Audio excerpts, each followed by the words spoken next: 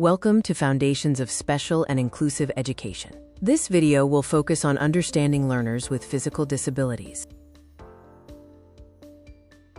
A physical disability is a limitation on a person's ability to move about, use their limbs, or control their movement. Disabilities can be obvious, like conditions that are visible, or less obvious, such as epilepsy or diabetes, which may limit movement inconsistently. Physical disabilities have diverse origins, which we can categorize into two main groups. These are disabilities due to injury or trauma, and congenital and acquired conditions. Disabilities from injury and trauma are caused by external events like accidents, disasters, or neglect. They can result in amputated or impaired limbs and loss of mobility from severe burns. Let's focus on cerebral palsy, a form of brain damage affecting movement. About 1 in 300 babies are born with or develop some form of cerebral palsy, which can arise before, during, or after birth. The major types of cerebral palsy include spasticity, which involves stiff muscles, athetosis, characterized by uncontrolled and inconsistent muscle movement, and ataxia, resulting in poor balance and unusual clumsiness. Poliomyelitis, or polio, is a virus that infects the central nervous system. While often mild, it can cause permanent and severe paralysis. Immunization is effective prevention, but medication can worsen the condition if a child already has polio. Epileptic seizures are caused by brain damage or an abnormal brain condition.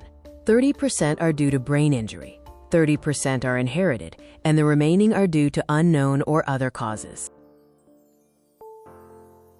Seizures are generally classified as major, involving loss of consciousness and strong, uncontrolled movement, or minor, which are brief losses of consciousness. Although temporary, seizures in young children require medical assistance.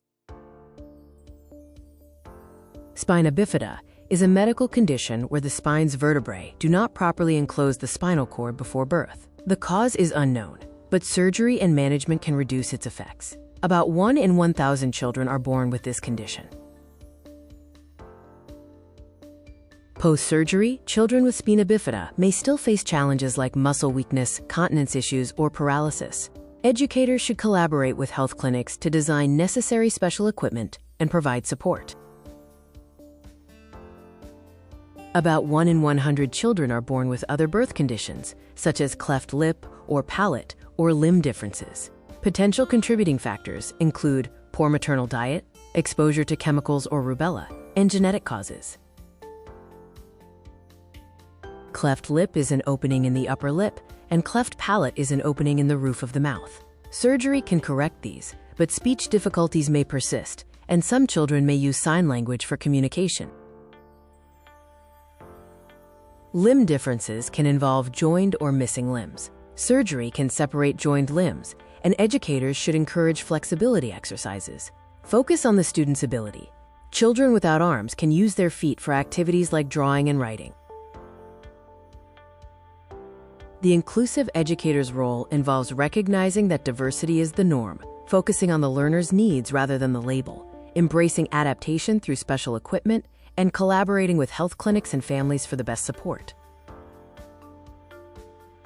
Thank you for watching this video on understanding learners with physical disabilities. Remember, there is no problem, only a solution.